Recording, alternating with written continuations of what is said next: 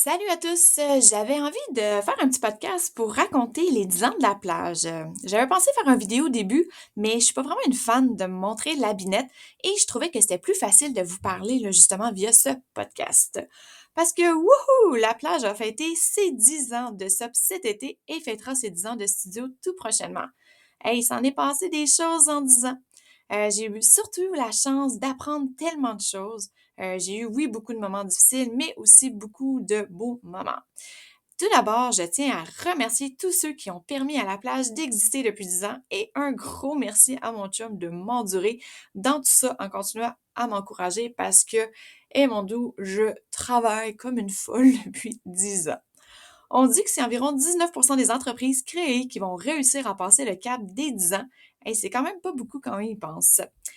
En affaires, on veut souvent montrer que les beaux côtés, mais aujourd'hui, j'avais envie de te raconter mon histoire comme femme entrepreneur.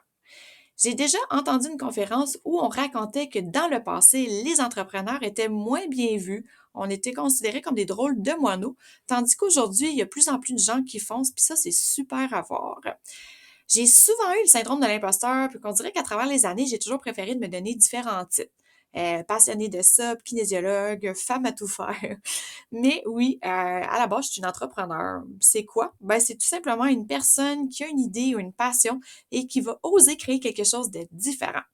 De mon côté, je pense que j'ai toujours eu un petit côté business. Quand j'étais jeune, j'ai parti d'une compagnie pour promener des chiens, un truc pour de gardiennage, là, c'était le mode du club des babysitants dans ce temps-là. J'ai toujours fait plein de projets. J'ai jamais arrêté d'avoir des projets, des rêves, à vrai dire. Finalement, je me rends compte que ce volet vient du côté de mon père.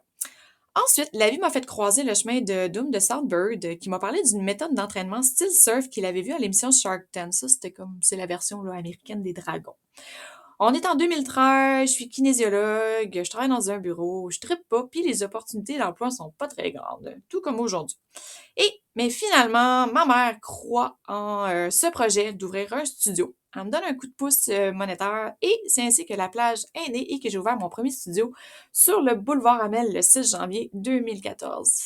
Ah, qu'on en a mis de l'amour dans ce studio avec l'aide de mes parents, mon chum, mes beaux-parents et d'amis. Euh, j'ai tellement eu de peine et je m'ennuie encore de ce studio-là. Il était si beau. Mais bon, c'est ça. La vie m'a emmené vers autre chose. Déjà que c'est un méchant défi de vendre de l'entraînement dans une société où est-ce que à peine 50% des gens bougent assez dans leur quotidien. Imagine l'idée de vendre le surf comme entraînement. C'était quand même assez niché et ça l'est encore aujourd'hui, je dois t'avouer. Je dis toujours en joke que j'aurais dû choisir des trucs à la mode comme le CrossFit et le yoga, mais bon, j'ai toujours aimé faire les choses différemment. N'empêche que malgré ma petite clientèle, j'ai toujours autant de plaisir après 10 ans à offrir cette méthode d'entraînement. À travers les années, j'ai choisi de changer de local pour quelque chose de plus petit et abordable, ce qui finalement fut une bonne chose car boum, le COVID a frappé et ça l'a créé un bon 3 ans de ce que j'appelle mon emoji brun. Un gros solide emoji brun de merde. Et le studio, je vais vous avouer, n'a jamais réussi à remonter la pente depuis. Donc, télétravail, changement d'habitude, bref, bon, c'est sûr que quand tu offres quelque chose de niché, hein, faut s'attendre à travailler un petit peu plus. Alors, mon bail se termine à la fin février de 2024 et je sais honnêtement pas ce qui va se passer ensuite. À travers les années, je me suis rendu compte que ce qui me passionne le plus au monde, c'est tellement la planche à baguette. Il n'y a rien qui me fait plus vibrer que ça depuis près de 14 ans. Ma plus grande déception, c'est que la saison avec les clients est trop courte au Québec. Mais bon, c'est ça le Québec. Depuis 10 ans, j'ai tellement travaillé fort pour développer ce sport et je suis pas du genre à me lancer des fleurs, mais je suis quand même fière d'avoir été pionnière de plusieurs activités de planche à baguette. Le SUP a tellement été quelque chose de positif en tant que femme passionnée de SUP, je veux dire comme femme entrepreneur. En parlant de femmes, il y en a de plus en plus qui sont présentes dans le paysage de l'entrepreneuriat et on représente environ 40% ou seulement 40% des entrepreneurs. Il y a encore beaucoup d'obstacles et de stéréotypes et c'est pas toujours facile, mais je pense qu'on se met peut-être plus de pression pour faire notre place. Ceux qui me connaissent savent que je suis pas une personne motivée par l'argent, mais je carbure vraiment par la passion, la motivation de créer des activités ou événements où les gens peuvent apprendre, s'améliorer, mais surtout profiter de la vie dans une société qui va un petit peu trop vite et où on ne prend pas toujours assez de temps pour s'occuper de soi. Pour moi, la santé et le plaisir ont toujours été au cœur des activités de la plage. Moins de stress et plus de bonheur, c'est ce que j'aime dire. Et merci à tous ceux qui ont embarqué dans mes folies et permis de réaliser des super activités. Bon, il y a certaines qui n'ont pas super marché comme je voulais, mais hey, c'est ça la vie, c'est apprendre avec les échecs et les réussites. C'est d'ailleurs qu'on n'oublie pas que c'est les échecs qui nous permettent d'apprendre et d'évoluer comme personne. Mais les derniers mois, les dernières années ont été particulièrement difficiles, pas juste le COVID, mais à cause des gens que j'ai eu la malchance de croiser sur mon chemin. Des gens que je pourrais quasiment dire sans scrupules ou qui sont motivés par l'argent ou leur ego. Bon, du monde en power trip, il y en a toujours eu, puis il y en aura toujours. Mais c'est plate quand que tu rencontres ce genre de personnes prêtes à t'écraser. Ça fait des semaines, voire des mois que tout ça, ça me trotte dans la tête et c'est rendu tellement lourd aujourd'hui que honnêtement, j'ai juste envie de tout crisser là. Désolée les gros mots. C'est pas normal de travailler aussi fort pendant 10 ans pour se retrouver dans une situation aujourd'hui, dans cette situation. Puis c'est en parlant de tout ça que je me suis rendu compte que je suis pas la seule femme à avoir une telle histoire. J'ai longtemps réfléchi avant de créer ce podcast-là et bien sûr, j'ai dû prendre le temps de me renseigner juridiquement, hein, parce que sur ce que tu peux raconter, parce que de nos jours, faut faire attention à tout mais mais, je dirais plutôt mais, on m'a encouragé à raconter ma situation dans le but d'inspirer d'autres femmes à ne pas se faire manquer de respect. Hey, c'est déjà un méchant défi d'être un adulte. On peut-tu se respecter entre nous? Tout d'abord, j'ai travaillé fort pour développer des activités de SOP sur un petit lac dans la ville. 8 ans à créer, bâtir, monter une équipe, faire connaître l'endroit, bref, ben du travail pour développer le tout. Après quelques années, la gestion du site est donnée à un organisme et c'est là que mon premier cauchemar a commencé. Dès ma première rencontre avec le nouveau gestionnaire, celui-ci menace de ne pas me garder, de s'en occuper lui-même ou de faire affaire avec une autre école de SOP. Bref, il me disait: «Pourquoi est-ce que je te garderais?» Bon, pendant 2 ans, j'ai donc marché sur des œufs, les fesses serrées comme on dit, de peur de perdre mon accès. C'est toutefois en jasant avec d'autres, personnes qui m'ont fait voir qu'il s'agit d'une forme d'intimidation, clairement d'un homme trop heureux d'avoir le contrôle. Après discussion avec une amie, je lui mentionne que je trouve que les frais de redevance sont quand même élevés, puis celle-ci, est allée informer son amie qui gère le dossier de cet organisme. Finalement, la dite personne se rend compte qu'on m'a chargé des frais de redevance beaucoup supérieurs à celles imposées par la ville et il s'est fait pogner, donc ça a fini qu'il était fâché de s'être fait pogner. Puis après ça, ben, il décide que j'ai plus le droit de venir poursuivre mes activités sur le site. Boum! Une grosse claque au visage et une première grosse perte d'argent pour mon entreprise. Parce qu'on s'entend qu'il y a 8 ans, c'était pas bien connu, puis il travaillait fort en tabarouette pour créer les revenus que j'avais à la fin. Ce qui est plate, c'est que je suis la seule entreprise qui n'opère plus sur ce site suite à l'arrivée en poste de cet organisme. Et pour démontrer la mauvaise foi de ce gestionnaire, il a permis à une autre école de SOP de donner des activités quand j'ai passé 8 ans à justement développer tout ça. Le plus plate, c'est que oui, j'en ai fait des démarches pour obtenir justice, mais à chaque fois, je me heurte à des gens qui se cachent derrière leurs écrans. J'ai tenté de contacter la ville à plusieurs reprises, car c'est eux qui ont octroyé le contrat à cet organisme et que le terrain leur appartienne toujours. Puis, ben, honnêtement, je dénonce le fait que la ville de Québec tolère l'intimidation. Pour eux, ça a l'air que mon dossier n'est pas important. Après cette histoire, ben, je décide de ne pas me laisser abattre et de trouver un plan B. Ah oui, pour revenir à l'histoire précédemment, faudrait que j'aille en cours des petites créances, puis là, mais c'est du temps, puis c'est de l'argent, puis honnêtement, il y a un moment donné de ta vie où est-ce que t'es juste écœuré, puis t'as plus le goût de mettre de l'énergie à certains endroits. Bon, bref. Après cette histoire, je décide de pas me laisser abattre et de trouver un plan B. Ceux qui me connaissent savent que je suis bien bonne pour trouver des plans B, C, D et E. Allô la vie d'entrepreneur! Et j'ai réussi donc à trouver un nouvel endroit pour m'installer et même offrir de la location. Je prends donc une grosse chance d'investir le peu d'argent que j'ai et d'ouvrir ce centre de parole et d'engager en plus des employés, ne sachant même pas si j'allais faire de l'argent. Hey, je te rappelle que l'été dure 2 mois au Québec. À mon plus grand bonheur, ça fonctionne au-delà de mes prévisions et ça me permet de terminer l'été en respirant un peu plus. Non sans avoir passé l'été à travailler comme une dinde, pour faire connaître l'endroit et m'assurer qu'on offre un service impeccable. Je m'informe bien sûr pour pouvoir signer une entente pour me protéger mes fesses tant qu'avoir investi autant d'argent et de temps, mais on me dit qu'on ne signe que des contrats annuels saisonniers et que de toute façon, l'endroit où je suis n'a pas l'intention d'offrir de la location de ça dans le futur. Je reviens donc pour une deuxième année, soucieuse d'offrir encore un endroit avec des cours de qualité où les gens peuvent venir essayer différentes sortes de planches de paddle pour les aider dans de futurs achats et puis aussi voir les différences qu'on a sur le marché. Il arrive quelques incidents pendant l'été, dont donc une situation avec un des directeurs que par la suite je prends le temps de rencontrer parce que je suis pas vraiment heureuse qu'il ait traité mes employés d'une telle façon sans me consulter en premier. Et je pense que c'est à partir de ce moment-là que les choses ont changé. Je te rappelle que j'en ai mis du temps en tabarouette pour m'assurer que tout roule et que j'ai passé pratiquement mon été au complet sur ce site. À la fin de l'été, on m'assure que l'endroit n'a pas l'intention d'offrir la location de SUP, mais honnêtement, là, depuis le tout début où j'ai créé ce centre de paddle, je vis un stress constant de me faire voler mon idée parce qu'on ne veut pas s'entendre sur autre chose qu'un contrat saisonnier. Et paf, arrive le temps de préparer l'été 2023 où j'apprends que je ne peux revenir sur le site car les gestionnaires de l'endroit ont décidé qu'eux allaient offrir la location de ça. Tu sais, je déplore qu'ils laissent leurs employés devoir être le messager et que les directeurs n'ont jamais eu le courage de me rencontrer à ce sujet, ni de me faire part de leurs décisions parce que ça a l'air qu'ils ont voté le budget pour l'achat d'équipements en décembre 2022. Mais moi, on me le dit pas, là. Ce n'est que quelques mois plus tard que je suis mise au courant de la situation, me laissant prise avec plein de planches, un site en moins et la perte de dizaines et de dizaines de milliers de dollars. Et honnêtement, je broille ma vie. Je suis déjà exaspérée de toutes ces années de travail qui se terminent avec une claque au visage. Puis honnêtement, pour l'été 2023, mais genre, je réussis pas à trouver de plan C pour trouver un autre site pour compenser la grosse perte de revenus. J'ai déjà perdu un premier site, j'ai réussi à en développer un autre, puis là, bang, bye bye. Mais là, attends, l'endroit m'offre bien sûr la possibilité d'y offrir des cours, mais en me chargeant un gros frais pour utiliser leur équipement, comme moi je suis pris avec plein de planches qui se vendent pas, parce que des planches rigides au Québec, on va se le dire, c'est pas super populaire. Hey Colin, j'ai tellement dépensé d'argent les 2 dernières années pour m'équiper avec l'équipement de la qualité.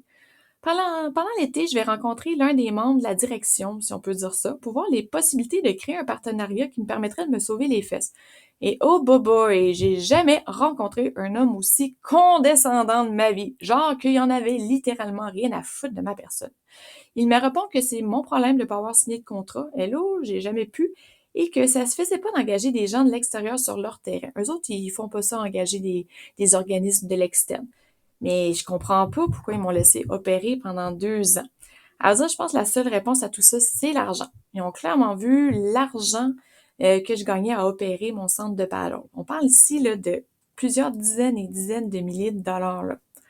En plus, pendant la rencontre avec ce gestionnaire, il y a une belle feuille inscrite en gros confidentiel dessus. Puis là, il lit ça, puis il me sort des faits comme le fait que j'étais absente pendant un mois l'été. Puis bref, il me sort plein d'affaires, puis je comprends pas d'où ça vient, tous ces éléments mensongers. Tu sais, c'est même pas des vérités. Je vois pas en quoi aussi ça aurait pu être un problème que je sois absente un mois. De toute façon, c'était pas vrai.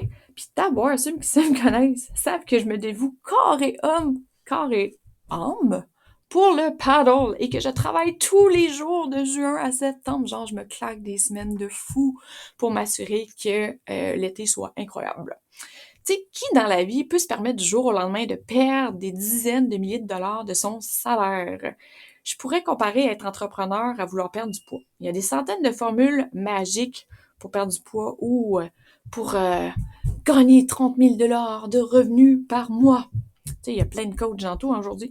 Mais la vérité, c'est qu'il était toujours à une décision près de t'approcher ou de t'éloigner de ton objectif. Le plus difficile dans tout ça, c'est d'être entrepreneur, c'est que ton salaire, là, il est en fonction de toutes les décisions et les revenus que tu réussis à générer. C'est ça, ta paye. Hey, il y a personne qui te verse un salaire dans ton compte à chaque 2 semaines. Tu dois vivre constamment avec les conséquences de tes actions. Les personnes concernées dans l'histoire, ils n'ont pas de stress. Là. Eux autres, ils vont recevoir leur salaire sur un beau plateau d'argent à chaque semaine, tandis que moi, je perds beaucoup d'argent. Puis c'est ça qui fait que je suis écœurée aujourd'hui. Écœurée d'avoir perdu des dizaines de milliers de dollars, qui fait que la survie de mon entreprise est littéralement menacée aujourd'hui. Tu sais, cet argent-là, oui, c'est pour mon entreprise, mais c'est aussi ce qui me permet de faire vivre. puis me faire vivre, puis faire vivre ma famille, parce que j'ai 2 enfants, moi. Fait que je suis brûlée, je suis stressée, mais je suis surtout triste d'avoir tellement tout donné pendant 10 ans pour être rendue là. Tout ça, ça me fait réfléchir depuis quelques semaines. Ça me fait réfléchir aux défis constants comme femme dans la société, que ce soit comme entrepreneur, maman, employé, personne. Hey, il y en a donc bien des histoires de vie où ça devient lourd quand tout pourrait être si simple si on se respecte et si on se fait respecter. Ce qui m'a aidé à passer au travers puis de pas lâcher, c'était un post-it écrit Sois forte. Et chaque fois, ça me donnait le courage de persévérer. Persévérer pour mon entreprise, mes employés, puis pour ma famille.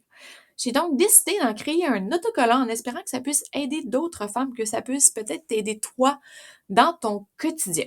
Sur le collant, j'ai inscrit forte et audacieuse parce que faut se permettre d'être forte et audacieuse dans la vie. Forte, d'être plus forte que ce que la société nous impose, par exemple les réseaux sociaux. Être audacieuse de vivre ses rêves, de se fixer des objectifs, de les atteindre, sortir de sa zone de confort, de ne pas avoir peur de dire ce qu'on pense, toujours dans une optique de se respecter comme personne, de se respecter en tant qu'humain dans une société. Écoute, j'ai l'impression que je vais peut-être en vendre 5, mais comme je te dis, si ces 5 personnes-là, ça les inspire à vivre mieux dans leur quotidien, mais c'est ça, ça va être ma mission. De mon côté, j'essaie de trouver une façon de retrouver les dizaines de milliers de dollars perdus. Si quelqu'un a une idée magique, je suis preneuse. Autant que ce que je viens de te raconter, c'est tellement lourd pour moi. Tu sais, je suis pas quelqu'un qui est stressé dans la vie, mais je me rends compte que quand ça fait des semaines que j'ai de la misère à dormir, il y a quelque chose il y a quelque chose qui marche pas, là, tu sais. Puis, je peux t'assurer que oui, ça en est passé des merveilleuses choses à la plage depuis 10 ans. Donc, je peux pas passer sous silence toutes les merveilleuses amitiés qui se sont formées et les incroyables personnes que j'ai rencontrées, dont plusieurs sont devenues des amis, font partie de ma vie maintenant. Je dois aussi remercier ma magnifique équipe qui a permis à la plage de créer autant d'événements incroyables et de permettre à des milliers de personnes de bouger. Je tiens aussi à remercier les partenaires qui ont permis positivement à la plage d'évoluer à travers toutes ces années. Donc, heureusement que eux, vous étiez là. Un gros merci à Pierre de la station du Chêné, à la municipalité du Lac-Beauport, Christian d'Horizon 5 qui a été tellement un grand mentor, les camps d'ici et le camp Keno. Merci à Doom aussi de Southbird. Donc, malgré que nos personnalités ne cadraient pas, si vous avez besoin de magasiner pour des affaires de paddleboard et des wetsuits, allez voir Doom chez Southbird. Bref, vraiment un gros merci pour tout à ces gens-là. Est-ce que la plage va survivre un autre 10 ans? Eh là là, c'est une bonne question. Autant que j'ai tout envie de lâcher aujourd'hui, autant que j'ai besoin de prendre un peu de recul pour réévaluer mes objectifs de vie, parce que j'ai encore toute cette passion, puis j'aime tellement trop la planche à pagaie pour dire bye bye à tout jamais. Le bail du studio vient à échéance fin février, ça aussi c'est une grosse réflexion pour moi. Pour ce qui est du SUP, certain que ça va continuer, mais de quelle façon, ça va être à revoir. Pour l'instant, j'ai tellement envie de m'offrir de la douceur, de retrouver des bonnes nuits de sommeil, puis d'offrir plus de temps à ma famille parce que, hey, je travaille là, comme une déchaînée depuis 10 ans. Tu sais, être entrepreneur, là, c'est ça qui est plus difficile. Tu sais, c'est pas un 35 heures, là. Tu finis pas ta journée à 4 heures. Mais non, ton cerveau, il arrête pas, là. Il est toujours, là, quasiment 24 heures sur 24, en train de réfléchir à tout. Fait que ça devient, c'est ça, ça devient lourd avec le temps. Puis j'ai envie de terminer en disant à toi, femme entrepreneur, de t'assurer de protéger tes arrières, parce que malheureusement, on ne peut pas faire confiance à tout le monde. J'ai aussi le goût de dire à toi, tu vis une situation où c'est difficile comme entrepreneur, puis des fois, c'est plus difficile d'en parler. Parce que c'est ça, on vit beaucoup de choses en silence. Fait que, tu sais, si jamais tu vis une situation pour toi aussi, puis on dirait que tu sais plus où donner de la tête, mais écoute, écris-moi. Ça va me faire plaisir. J'ai peut-être pas la réponse, mais peut-être que je suis capable de t'aider, puis peut-être de trouver des trucs ou des solutions qui peuvent permettre de rendre moins lourd là, la situation que tu vis présentement. À toi, femme, j'ai envie de te dire de profiter de la vie sans trop te soucier ce que les autres pensent de toi, en arrêtant de te mettre peut-être beaucoup de pression inutile. peut-être l'idéal de lâcher les réseaux sociaux puis d'aller se créer une foule de souvenirs mémorables dans le vrai monde.